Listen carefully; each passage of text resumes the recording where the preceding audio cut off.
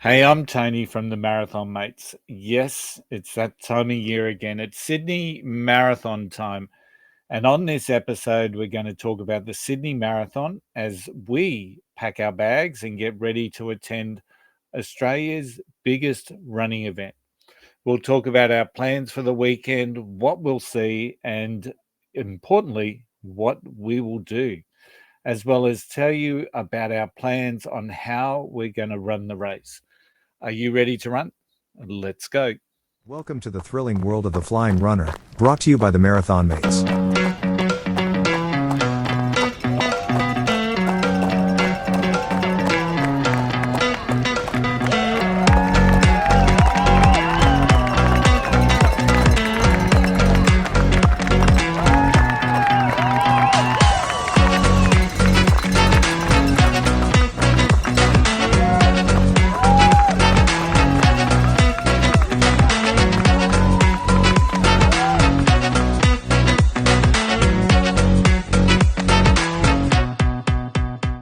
Hey there, everyone, and welcome to episode 63 of the Flying Runner podcast. This week, myself and my wife, Sharon, are packing our bags and heading to Sydney.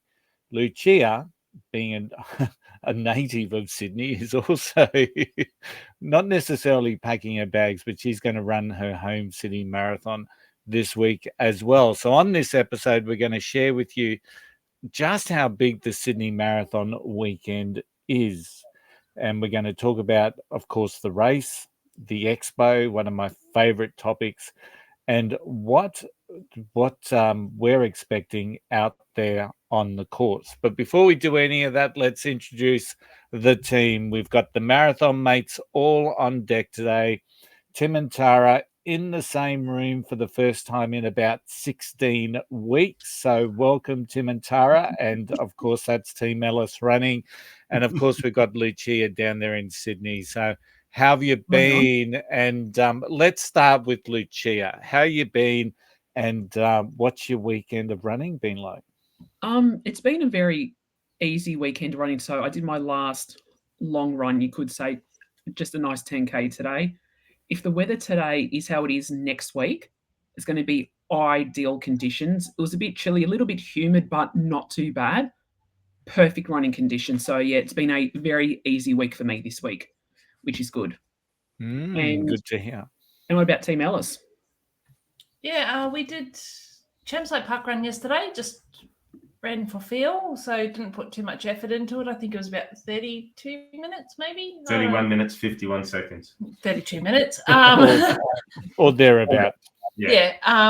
So that was a night. We like Chermside Park Run. It's got a few little undulating hills, but it's not too bad. So it's nice and got some really good shady spots. And then today we're recording on a Sunday, people, for a change. But this morning we did our training for Chicago, and it was a 30K. Yep, not 30K. Yeah. So just took it very, very easy. It was very slow, but it was a nice run. Yeah. Another stunning sunrise, nice warm weather. It's good acclimatation, I guess, for when we get over there. It's best to run in the heat a little while beforehand and then drop it down into the cooler temperatures. So hopefully it all goes to plan for us on the day. So we're looking good. We're feeling good. The bodies are in good shape. Got a massage during the week from our friend Wayne Cooley. So, we're all feeling pretty good at the moment. And Tony, you and Sharon, you've just run the Bridge to Brisbane today. Tell us about that event here in Brisbane. Yeah, we did. But before we do, Tim, I read during the week that Kedron Park Run is going into a little bit of a hiatus at the moment because they don't have a race director. So a little bit of sad news. I know you've run the Kedron Park Run. So well, it's the usual thing. Yeah, parkrun doesn't exist without its volunteers, and a parkrun director is an important aspect of those events. They really do need run directors to pull it all together and pull all the volunteers together. It's a tough job. Tara and I have done it for about 4 or 5 years at our Bunyaville parkrun. But yeah, some parkruns really struggle, and unfortunately Kedron is one of those parkruns that does struggle with volunteers every week. It gets huge numbers, up around 300 and 400 runners every week. Wow. People just don't want to stick their hand up there for whatever reason, and that's their prerogative. But yeah, unfortunately, parkrun doesn't exist without volunteers. So until they get a parkrun director, they won't be able to do too much, I guess, in that space. Yeah, it's a shame, and I suppose a call to arms to all people to get out there and volunteer for your local park runs, because it's a shame to see them going on an extended break until that race director is found. So let's get to Bridge to Brisbane. Yes, 10K from the Gateway to the exhibition showgrounds here in Brisbane. It's quite a challenging course, to be honest. You start off going up over the Gateway. So the first 1 kilometre is just uphill. And then there's another hill as you're coming through the inner city bypass, about 2K from the finish line. And you know how I love hills towards the end of races. So that was well received. It's an interesting event. 22,000 finishes, 22,889 was the exact count. It's very how would I describe it? It's the start is like a rolling start, except it's not. It's a very frustrating start line, because you're sort of all geared up, ready to go, and instead of just rolling, it seems that you roll in lots of 5 steps. So you'll go forward 5 steps, then stop, and then you'll go forward. So there's a little bit of frustration there, but the weather was nice. It was a bit cool this morning. It got hotter as the day went on.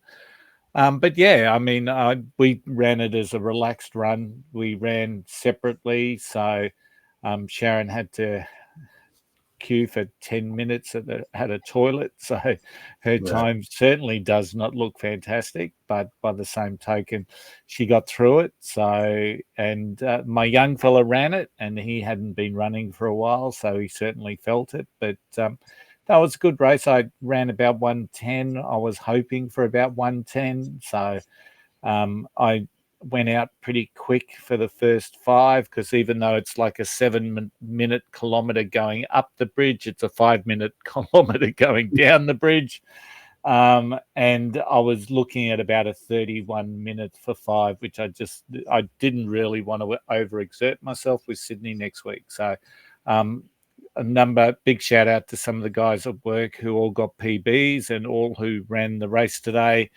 I find those races are really tough to get PBs in, and you know, I'm really pleased that they did, but there's usually more pain chasing a PB than what there is luck. So, but yeah, I mean, great course. It's a really interesting course. I like the course, and at the end of the race, the food, the fruit, and just the way they look after the runners straight away, and then they get you out on the public transport to where it all started. So a fantastic event here in Brisbane. Yeah, we've not run it before. We've avoided it, I think, largely because it's more of a charity / fun run here in Brisbane, and you get a lot of people attending it who are not runners, who clog up the course. They're running or walking 3, 4, 5 abreast in the middle of the road. And you know, all reports we've had have been very similar. It is a challenge to get through it because of the volume of people, and you know, it's a great event, but it's just not one that we've ever really been interested in, is it, Tara? No, it's not one that we've. When we first started running, they didn't have medals as well. They've only introduced the medals probably in the last 2 or 3 years. So. You know what I'm like. I like to run for bling. So, you know, you've got to get the bling.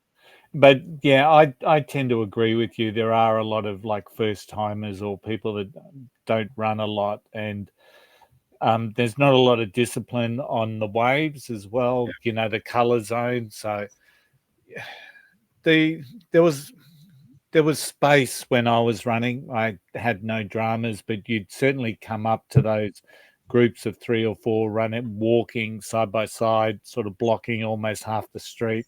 And you do have to sort of navigate your way around those. But, you know, at the end of the day, I find that in most courses. So, but yeah, fantastic event here in Brisbane. So Really good. Sharon and I are now set for Sydney, so let's get that done next week. Let's talk about what's been happening with the news this week, Tim.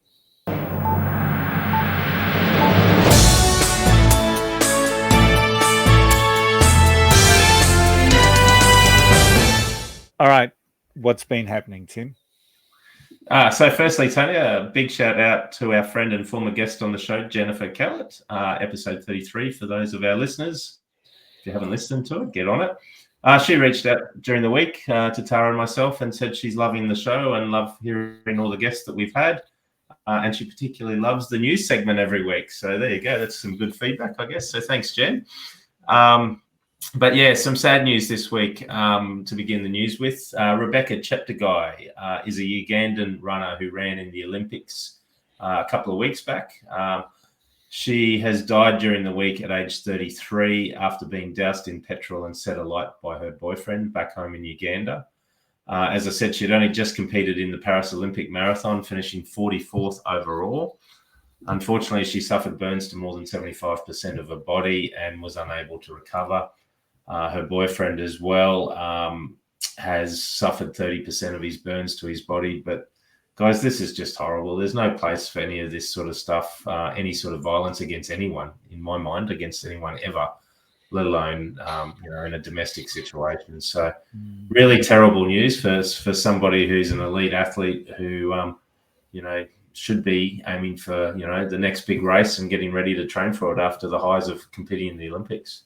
Yeah, it is really, really sad. And I think that was the second one this year from Uganda. So I saw another article on the news this week around, and I think it was Kenyan female runners being targeted specifically by males for abuse and, for violence as well, which is just really horrible. And I don't know the culture necessarily in some of the tribal areas of Kenya, Uganda, those sort of areas, but from a first world perspective, it's just horrible to hear those sort of stories, and should never ever happen to anyone, let alone women at all. So enough said about that. Anyway, Boston Marathon registration. So now, when this episode comes out, unfortunately, if you're listening to this episode on Friday when we release it, there's only a few more hours for you to register for the Boston Marathon in 2025. The Boston registrations open this week on Monday, the 9th of September, and they run through to Friday, the September 13th, which is Boston time. As usual, the qualifying times are ridiculously quick, and us mere mortals probably won't ever have a chance of being able to get a Boston qualifier. So last year, there were 33,058 hopefuls who submitted times for the event, for this year's event. About 11,000 of those 33,000 were rejected, meaning that there was about 22,000 runners that actually who registered were able to then qualify for the event. It's expected that this year there'll be even more runners registering for the Boston Marathon for next year. And the general feel is that if you've got a Boston qualifying time and you're within about 6 to 8 minutes of the qualifying time, you probably won't get in. But good luck to everybody who is registering this year for the Boston Marathon for next year. Despite the troubles we've had, I know, Lucia, you had a good time there. I know, Tony, you were a bit so-so on it, but it is a great event. It is one of the World Marathon Majors. It has a very steep history, tragic and triumphant history. And it is a great event, particularly for those who are getting a BQ. So wishing all of our listeners a very good luck and hoping that they all qualify for the 2025 Boston Marathon. Yes, it's a fantastic experience being in Boston for the marathon. And I'm sure Lucia has had an incredibly positive experience running the course. But I'd like to do it again, but I unfortunately don't think I'm ever going to hit the qualifying time. Just looking at my age bracket, it's 3 hours 35, which to me would mean I would need to better my current PB by about 2 hours. Give or take. You've got some hope yet. You just never know. And Just on that, I heard during the week, so you know how big that hill was in the Paris Olympic Marathon at around 28, 29 kilometers? Yeah.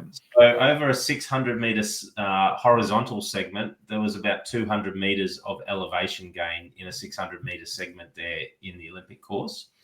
Comparing that to Heartbreak Hill at Boston, it was about 74 meters of height over an equivalent 600 meter section. So that just shows you, when we've all run Heartbreak Hill, Tara, I know you don't remember much of it, but it was, a tough little hill, but then you're almost doubling that elevation over a 600 meter gain, essentially, of horizontal gain. So that shows you how tough Paris Olympics was.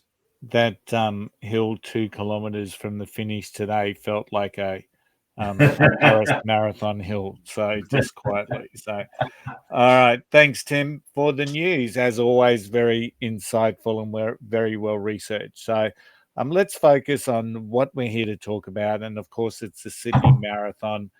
I'm running it this year with Sharon for the very first time. So I am going to lean on you a little bit, Lucia, because you ran the course last year and I believe you were one of the pacers. It is your home run. You know the course really well. And so Sharon and I don't get in until Friday night. So we'll be heading to the Expo on the Saturday, which is probably the latest we've ever been to the Expo. And I'm really gutted that I'm missing your little chat that you are having on the stage this year. So let's talk a little bit about what you're getting up to and what we aim to see at the Expo. So I did ask the guy who is going to interview me. I'm like, what questions are you going to throw at me? I'm lucky I know him because he's actually one of the ambassadors, and he owns the gym I go to. So I'll feel a bit more comfortable. But it's just going to be questions: why I got into running, what I get out of running. So it's going to be a lot about my running journey, which I'm actually quite excited about because listeners may be surprised, but I can be a humble person when it comes to myself. I've got no problem putting praise on other people, talking about other people, but when it comes to myself, I get really shy and taken back.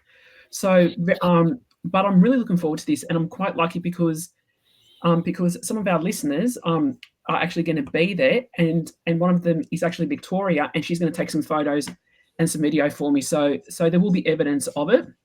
The one thing that some people may not know about the marathon this year, because they have changed it, the start line of the marathon at North Sydney is the same start line when it was the 2000 Olympics. Oh wow! Yeah, so very historical, like where they're actually starting it. Yeah, I think that's awesome, and we'll talk about the start line a little bit later on. As always, Lucia, you jump the gun, but that's okay. I know. That's what we do. Just make sure you mention the flying runner multiple times in your answers as well, so we get some review. You know me, I'll do it. And now I know I'm probably jumping the gun again, but hey, why? Like when do I ever stick to the run sheet? The good thing with the Expo as well this year, it's changed venues because they had a lot of feedback from last year, and Tara's going to kill me. It wasn't the most accessible place to get to, so it's a lot easier. There's a lot more public transport, and it's in the city as well this year. That's excellent, Tara. What else can you tell me about the Expo? I don't know. I think Lucia's doing a really, really good job, and I think she should probably just carry on because she's doing an amazing job here. Like, I haven't read the run sheet, but obviously neither is she, so we're just winging it today as per usual.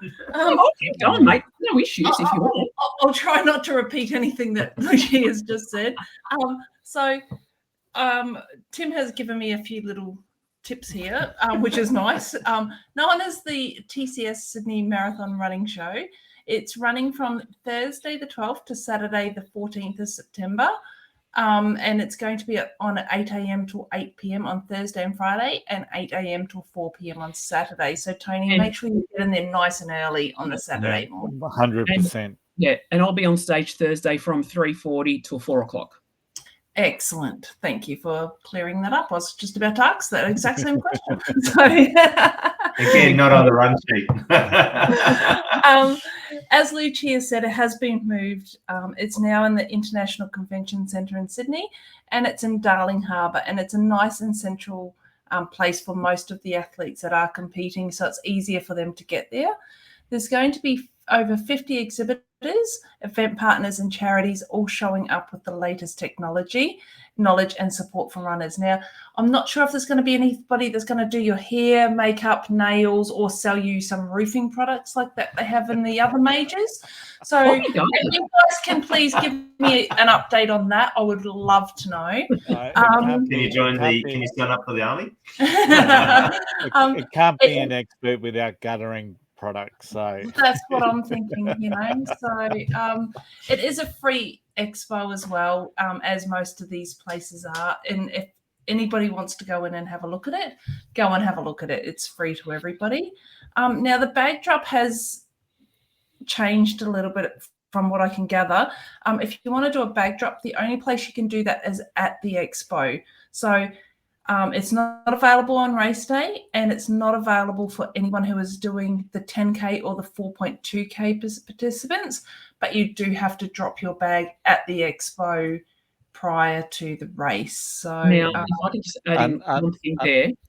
Yeah. Oh, sorry. Unless you're running in the World Age Champs. Yep. And you can drop it at the start line on the day. Right. Okay. So why have they done that? Is that because it's too hard to drive the trucks over the bridge and down through the rocks into the Opera House with the road closures? Would that be the reason why they've done that? I personally think it's to lessen the congestion around there, but then, and also because possibly with the amount of people doing the World Age Championships, like they possibly may just need just one truck instead of the multiple trucks, and it'll probably give them time to have everything set up as well at the end, because that's what they do with the City to Surf. The City to Surf, the bag drop, I'm pretty sure it can only be done at the expo. Yeah. And I think New York, we have to do a bag drop prior to as well. So yeah, the only thing I can think of getting into the Opera House would be chaotic with the road closures for any vehicles. So that's the only thing I can think of is why they do it that way. I do want to know who's at the expo though. So can you give me a list, because there is no list yet of who's going to be at the expo. So if there's any roofing people or hair or makeup people, can we take photos and just send them through so I can have a look, please? Yeah. Now, Lucia, did I see something that there's 1,800 people running in the age champs in Sydney? Not 18, sure. Yeah, okay. I'm just trying to get the exact data, but I'm sure they said it's 1,800 people. So, when they've got a start line of, I think, 25,000 this year, at least having to look after 1,800 bags as opposed to 25,000 bags. Makes it easier. It makes it easier. But if I'm wrong with that, I do apologize, listeners, but I'm sure I read that somewhere, 1,800. Yeah, I guess they'll just put them on a ferry or a barge across the harbour is probably the easiest way to get them to the Opera House. Or stand-up paddle boards, I think. Just put them in a waterproof bag. Okay, keep going, Tara. Doing a great job. Yeah, no, I think that's all I've got on the expo. I'm not sure. I want an update if you've got any other things to add there, apart from Lucia being on Thursday. Yeah. At what time, Sarah? 3:40 through till 4:00. Please be there. And also, if anyone that's doing the marathon, you should have received an email yesterday or the day before, because you need to nominate what time you're actually going to pick up your bib. So, listeners, if you haven't done that by the time the episode drops, really your only chance is going to be to go on Saturday. And they also on the email is they've given transport options. So basically, on the wave you're on, that they are giving what time you should arrive and all of that. So they've been really proactive this year. So if you're not following the TCS Sydney Marathon on Insta, follow them, and the marketing guy, James, is doing a lot of video updates and making it very clear to help everyone on race day. Yes. I haven't seen that email, but I do have the app and I have been onto the race roster. Tara, you've got the poison pen this week, or the poison chalice, because Tim's given you the next part of the. No, I'm going to give it back to him. I'm not. I'm not doing names. I'm so sorry. I'm not doing names. But it's a Sunday afternoon. Like, it's, as you said. No. Tim can have those back. So, Tim, I'm going to hand it over to you then to talk about the elites that are running the Sydney Marathon. Thanks, Tony. It's a list of people that I'm not all that familiar with, I guess, that are running the marathon this year. There's not the big world marathon major names. I guess they're all lining up for Berlin, Chicago, New York, the top tier athletes. And because Sydney isn't yet a world marathon major, it's attracting some good runners, but probably not the caliber that you would get if it was a major marathon with $100,000 US prize money on the line. But having said that, we do have a guy called Chalo Deso from Ethiopia who's going to headline the men's marathon field. He boasts a personal best time of 2:04:53. And he has had victories in the 2023 Tokyo Marathon and the 2022 Paris Marathon, not the Paris Olympic Marathon, but the Paris Marathon. Behind him, we'll have Liu Gebreselassie from Ethiopia, and he's consistently performed well in major international marathons. He's secured bronze at the 2023 World Athletics Championships and is part of a distinguished group of marathoners who have consistently dominated the marathon scene around the world. There's the sort of key men. And on the women's side, there's quite an impressive lineup as well. We've got Judith Jeptum Korir from Kenya, and she's got a personal best time of 2 hours, 18 minutes. And she's had top finishes in major marathons, including the gold medal at the 2022 Paris Marathon. And she's going to be joined by, here we go, Gotti Tom Gebreselassie from Ethiopia with a personal best time of 2 hours, 18, which was achieved during the championships. So, there's some good names in there, good times. Looking at the men's, we're going to have 3 runners that have got personal bests of 2:04. There's a couple in there, or there's a man in there with 2:05, and then there's a number in around that 2:06, 2:07 time. In the men's field. So it's going to be quite a quick field. And then in the women's, as I said, it's around that 2:17, 2:18, 2:19 time. And then there's a number of runners around 2 hours 20. So as I said, whilst the field isn't probably as elite as what you would get in a world marathon major, I suspect it will attract more and more runners going forward if Sydney becomes the 7th major marathon. But it is always fascinating. I get fascinated by these big races to see if people can beat the all-comers Australian marathon record. Now, I went looking up for these. You'd think it'd be easy to find the all-comers Australian marathon time for the fastest marathons run in Australia. I think for the men, it's around about 2:07, which was run by Moses Kibet a couple of years ago. But I haven't found what the women's fastest time would be, but I think it would be around that 2 hours 20, 2 hours 21. So it is possible both the men's and the women's all-comers Australian marathon time might be broken this weekend in Sydney. So that'd be interesting if that happened. You look at on the heat and how they handle the hills, I guess. You look at the results from last year, and the winner won it in a time of 2:08:20 in the men, and in the ladies it was 2:26:47. Yep. Now, incredibly hot day last year, unseasonably hot day. They've brought it forward from that 2 weeks forward, if I'm right there, Lucia. Same weekend. Same weekend. Yep. Okay. And lots of hills last year. So let's see what happens. Luch, you've run the course. Yes. They've made some changes this year. So I'm going to handball it to you to talk us through the course.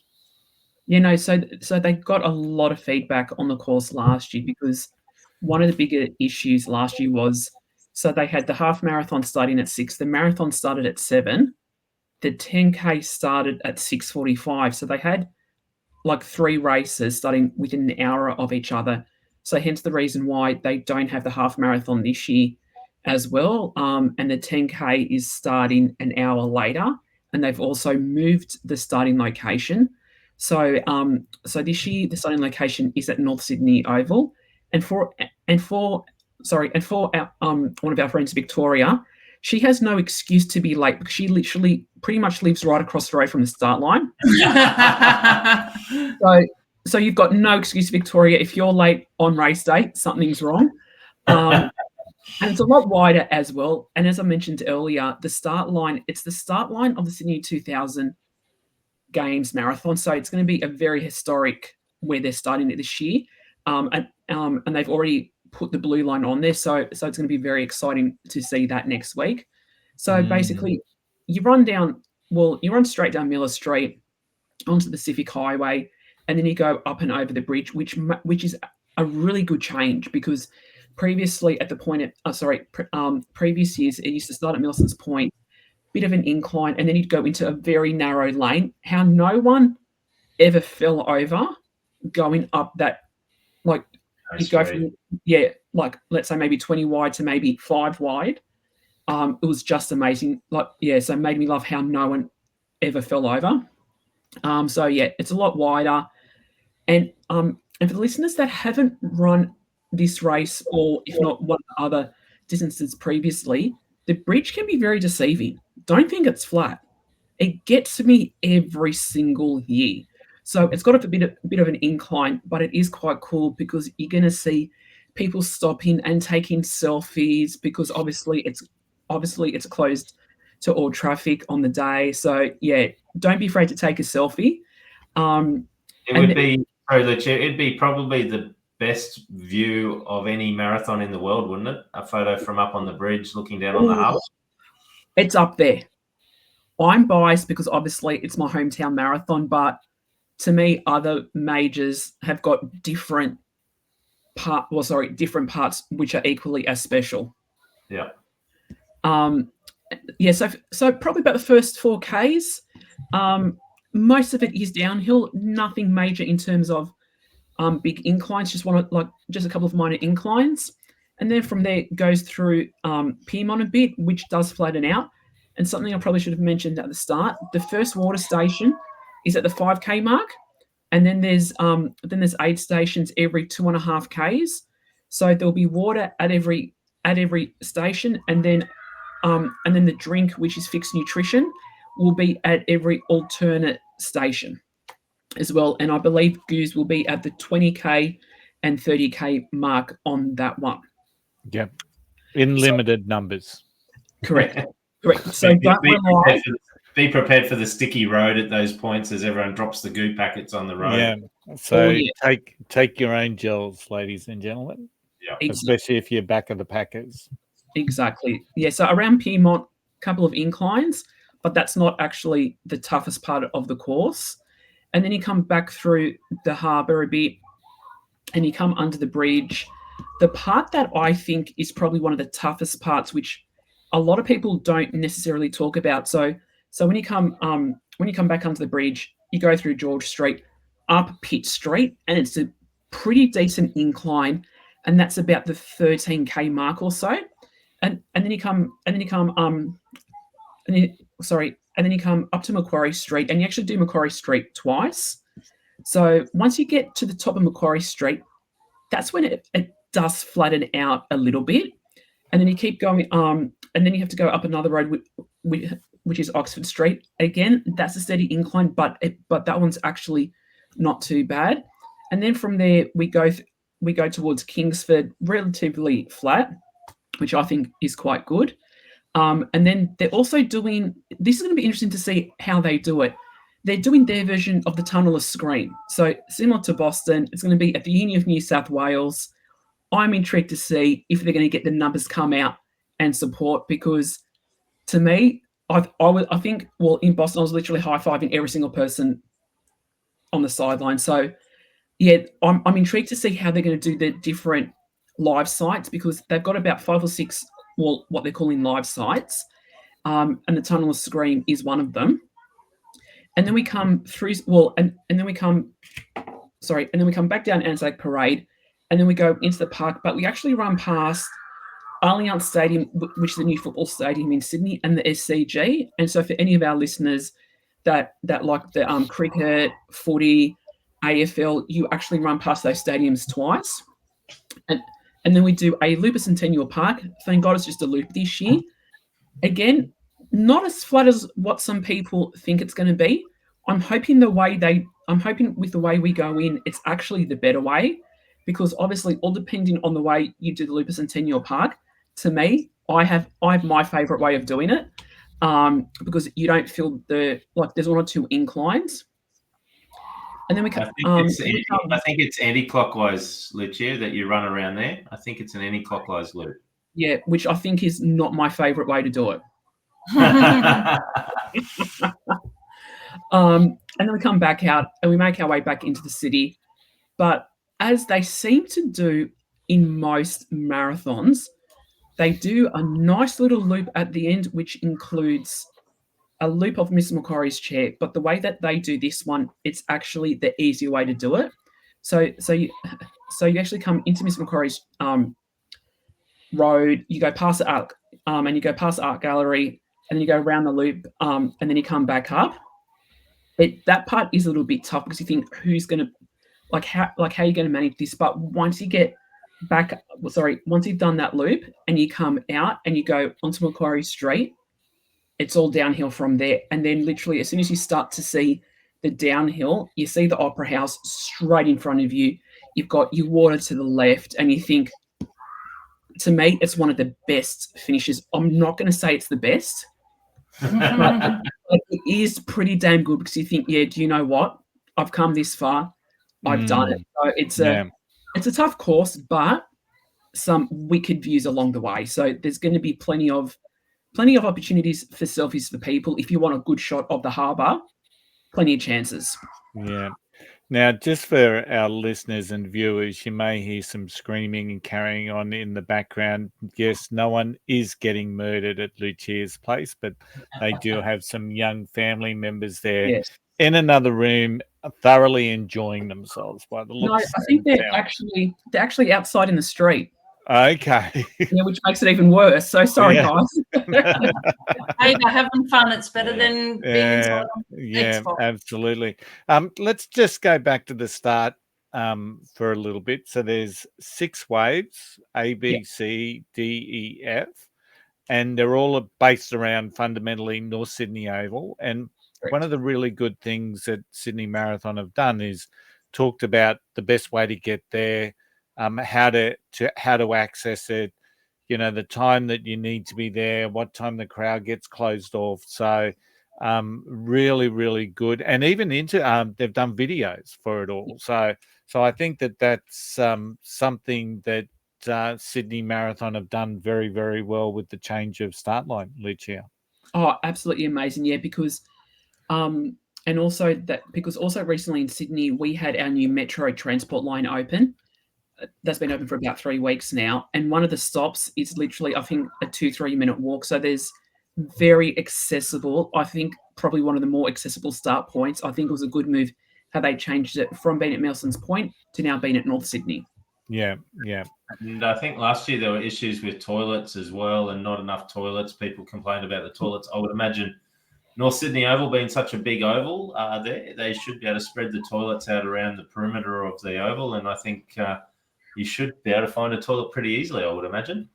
Well, you hope so. And then the funny thing was, because as you mentioned previously, Tony, last year I was one of the 7-hour paces, and there were people who missed the start line of the 10K and were basically said, okay, if you want to do something, you have to do the marathon. Oh, wow. So there was a number of people that actually had only trained for the 10K, but ended up starting in the marathon. We told one lady, like as we're coming back into the city, you need to go off to the Opera House. You don't do it, because we're like, don't. And then as we're coming back into the city after Centennial Park, I was chatting to a guy, and same thing, he got stuck in the toilet queue. They said, if you want to do the marathon, you can go in. He thought, do you know what, I'm here? I might as well do a sightseeing tour of Sydney. But he took it very easy, and he loved it. And because the 10K start line isn't at the Opera House, is it? It's So elsewhere. so the finish line for the 10K is actually at the museum. No, sorry, it's actually at the Conservatorium of Music, which is so the Opera House is the Opera House. Well, like hopefully most of our listeners know where in Sydney that is, and the finish line for the 10K is up the road. I don't Yeah. think it's as scenic, but Yeah. but it's good how they've done it so that way it will spread the people out. Yeah, I think so too. I think some of the challenges last year was congestion on the course from what you read about. So I Yeah. think that's a very good move. Now, you touched on it briefly, Lucia. So where does this one rate in amongst the 6 majors? So when you're talking about the course, the start, the iconic Harbour Bridge coming down, closing off at the Opera House, I'm so excited to be doing for all of those reasons, but where does it rate for you? I'm going to be a bit controversial. No surprise. The start, it's not pretty start. Let's be honest. You're starting at an oval, but the finish is probably up there. But I still think in relation to the other majors, I'd put it in the top 3. So for me, it'd be Boston, just because, I know we started out in the middle of nowhere, but you can't beat the famous right into Hereford, left into Boylston, and just that finish for me, that tops it. And then for me, the finish in London, very sentimental because I used to live in London. So to me, running past the palace, saying hi to the king, even though I don't think he was home that day, and running down the Mall is, to me, London's probably number 2. Sydney, Yeah. I'd say between Sydney and New York for 3rd spot because you can't beat the harbour. Like especially on a beautiful day, it's just stunning. Like I run that route. I've done it hundreds of times, and it still gets me every single time. You see the Opera House in front, and then you see the Harbour Bridge on your left. Yeah. It's brilliant. So I'd say probably 3rd or 4th. Yeah. It'd be interesting, the photographers on course, how many of those, because I saw a side-on view of a runner last year, and you've got exactly as you described, the Harbour Bridge and heading to the Opera House. And I guess from a marathon photos opportunity, it's probably a tough one to get people side on and be able to get the right people. So one of those iconic locations, it'd be awesome to be able to have a little, I don't know, a little bib on the side or something, but because that photo just looked magic. So it's brilliant. Yeah, that's what happens when you're at the front of the pack. yes, and brilliant by yourself, I think. So Yes. Yeah. you wouldn't want to have a big mass of people coming across all sideways, and it'd be challenging. Hey, so Luch, what's your strategy for the day? I'm going to do the same strategy as I did for Boston. So 30 seconds run, 30 seconds walk. It's only taken me 10 marathons to probably find my sweet spot for my intervals. Yeah. That worked well for me. So I'm going to start from the beginning and just go with it. Like, as I've said previously, I've joked that I've been in taper for Sydney since Boston.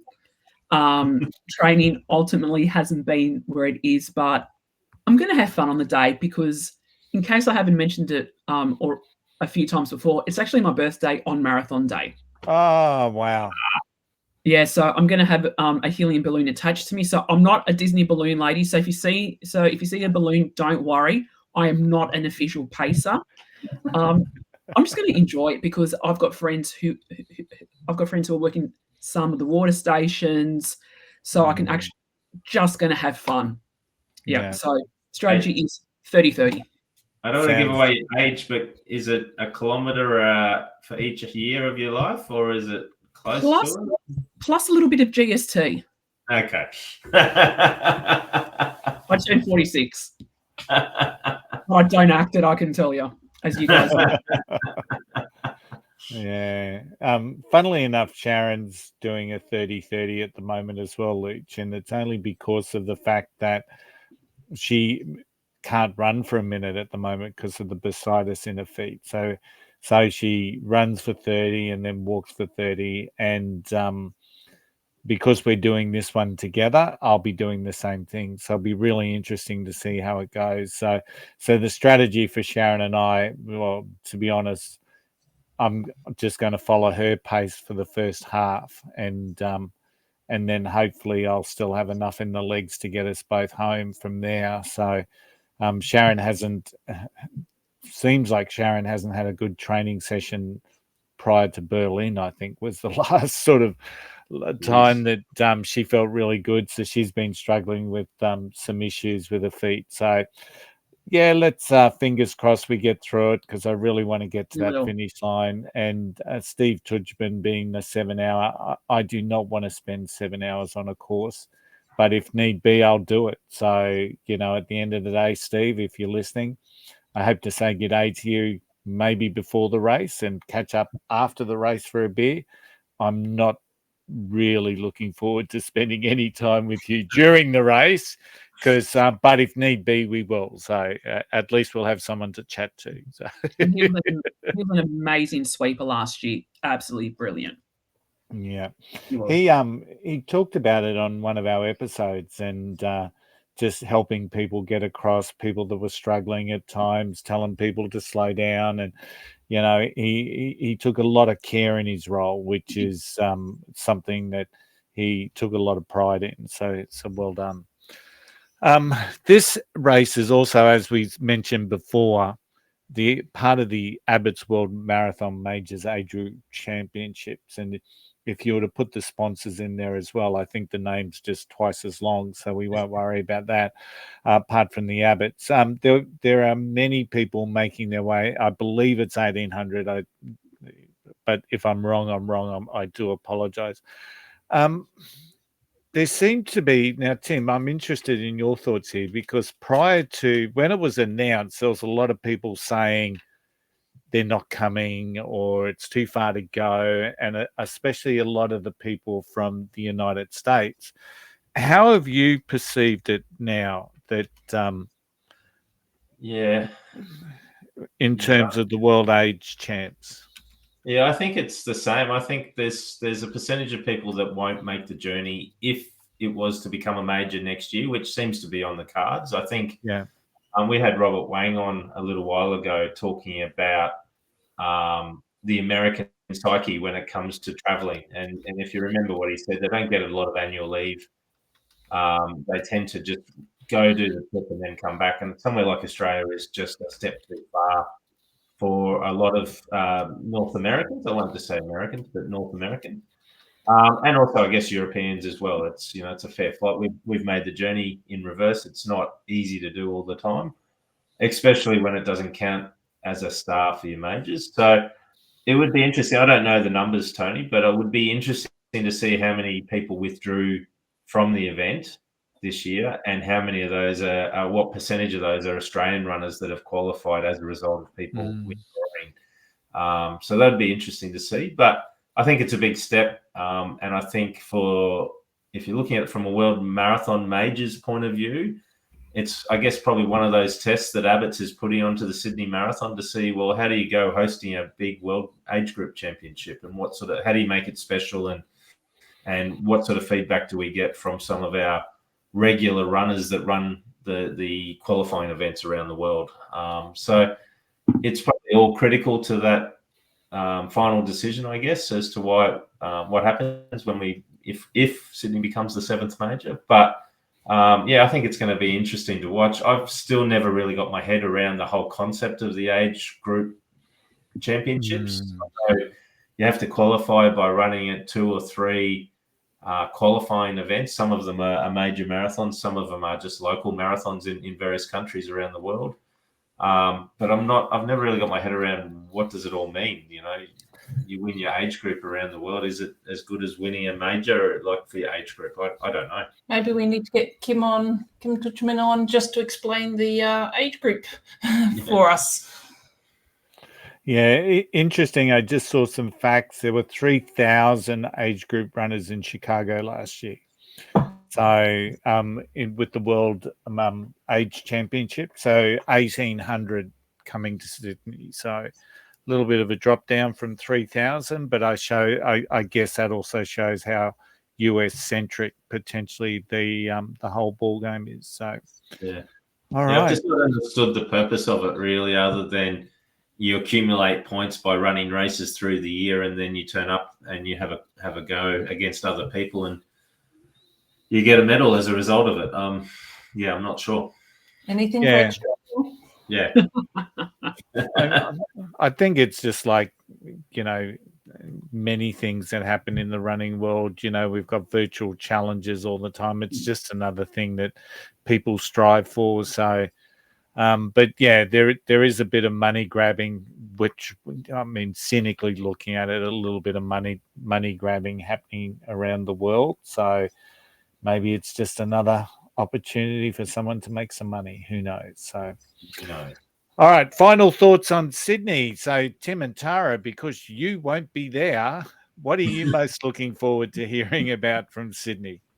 Well, I want to know if there's anything at the Expo like roofing things to be. No, in all honesty, I'm really looking forward to just hearing your stories next week when we get you back on again, so we can actually hear your thoughts, Tony, because this is your first Sydney, and also your thoughts on the new course, Lucia, because it'll be interesting. I mean, this is, as you said, this is your home run, and when you run in your home environment, the crowd support is a lot different. A lot of the people on course. I know Tim and I, when we run Gold Coast, every second spectator or every second runner, we seem to sort of know. So this is what it's going to be like for you with Sydney. And Tony, you'll know a lot of people out on course as well, which is really, really good. So they'll support you and help you along. And let's see how many ice creams I stop for, if I stop for any. How about you do that after Lucia, the weather next week is forecast at the moment between 10 and 15. I like that. I'm not getting too excited, because if I know I keep harping on about Boston, but if Boston taught us anything, because it was meant to be chilly that day. Yeah, so and 35% chance of rain. So perfect if it stays that way. Almost perfect. Yeah, I still remember. Sorry, I was going to say, just for our Fahrenheit listeners, 15 degrees is about 60 Fahrenheit, I think. You times it by 2 and add 30 from memory. So yeah, about 60 degrees Fahrenheit. Yeah, 15 degrees Celsius. So that's what everyone should be in. So for anyone listening in Fahrenheit, I do apologize for your misfortune of having to have weather in Fahrenheit, because Celsius makes sense. So and so does kilometers rather than miles. Absolutely. We support all of our listeners from every country, and I don't care if you're in miles or Celsius or Fahrenheit. Yes. Yeah, absolutely. But I do remember that time when we Team Ellis and Team Curl and Luch, I think you were there too, ran London, and it was designed. It was supposed to be a cool day, and it ended up being one of the hottest days ever. So out there on the course that day, and Sharon had a wardrobe malfunction, which just adds all the more fun to it, and I lay it up and it was sweating like a pig. So I know the weather will be what the weather will be, and I think that's one of the least things I worry about. So Lucia, what are you most looking forward to next weekend at the Sydney Marathon? Just to have fun, because to do my bit to make Sydney a major, which is ultimately why I'm running it, because I want to see how they're, like, with all the changes they've talked about, how it's all going to be, how it's all going to come through on the day. But I just can't wait to see friends on course, because I've got a lot of friends coming from Melbourne and Queensland as well to run. Yeah, I'm just going to have fun on the day. And because one of the groups I'm part of, they're actually going to reveal, I think, the medal and the T-shirt later tonight. So it'd be interesting to see what it's going to look like. Yeah, I've got no expectations. I've got a goal I want to achieve, but I'm not going to be upset if I don't achieve it. Yeah, And last yourself, year's mate? medal and T-shirt was really good. Yeah, it was. Yes, so I've got a sneaking suspicion it's going to be more with the TCS logos on it as well. That's my gut feeling. You Which can't will have a make it, TCS logo on the medal. Oh, No, I think on the t-shirt. I think on the t-shirt more than anything. Yeah. yeah, And absolutely. what about you, Tony? What are you guys looking forward to? I'm looking forward to the Harbour Bridge and the Opera House, and if everything's a blur in between that, I'll be happy. So, all right, guys, we're going to close down the episode, but before we do that, of course, we always get obviously now the second most favorite segment of the show, Tim's Tip. Seeing that news is now the favorite segment, Well, Tim's Tip.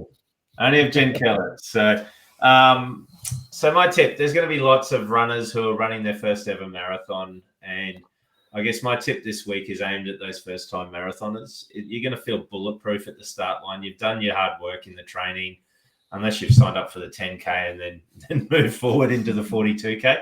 But you've done the hard work. You're going to feel bulletproof at the start line. You've tapered well. And I can almost guarantee it that for the first 10 to 15 kilometers, you're going to run quicker than what your plan is. And no matter what I say, you're still going to do it. So go in and try to reduce your speed as best you can for those 10, 15 kilometers. Find a pacer to follow on course. Stick with the pacer that you want to stick with, because they will control the pace and make it a bit easier for you. Rob D. Costello, who we had back on episode number 5, if you haven't listened to it, go do yourself a favor. His advice is always the race doesn't start to the 30-kilometer mark. And I know, Tara, we've talked about it multiple times. We just put our bodies to sleep for the first 30 Ks. We're not going to focus on too much. We're not going to worry about pace. We just cruise through the first 30 Ks, knowing that once we get to 30 Ks, it's 12 Ks to go, which for us is a milestone on our training runs. It's from where we start to the Tedsmouth Bridge and back again. So for us, we can mentally visualize 12 Ks very easily, and it's easy for us to understand that when we're running.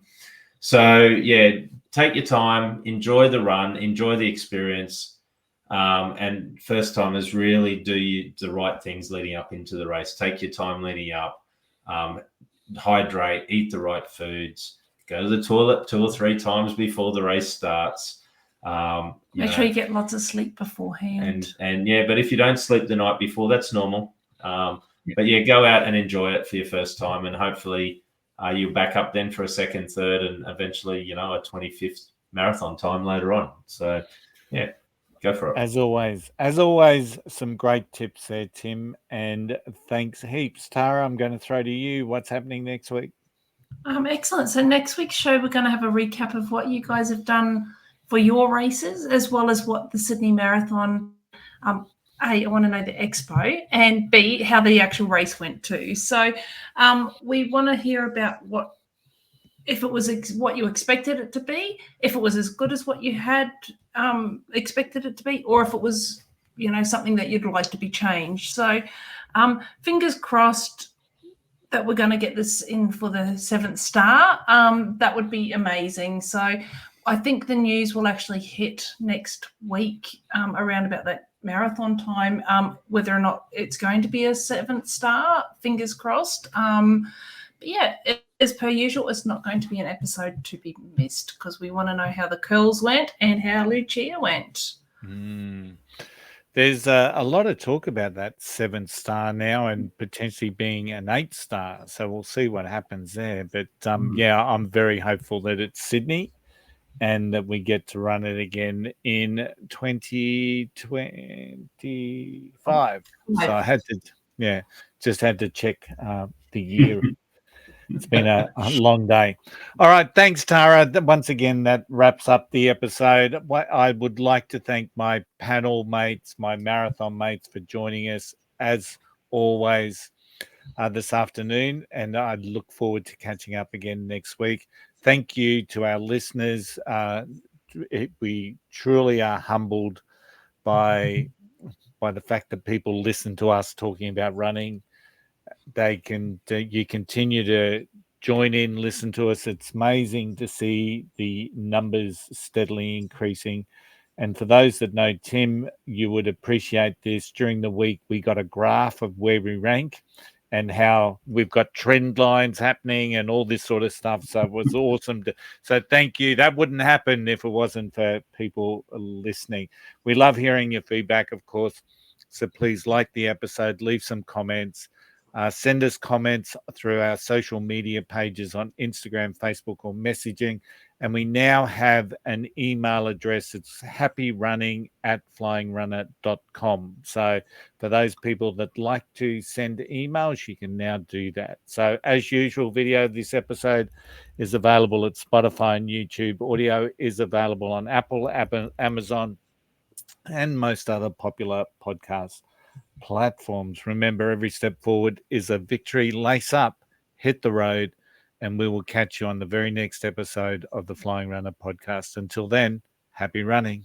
Happy running. Happy running.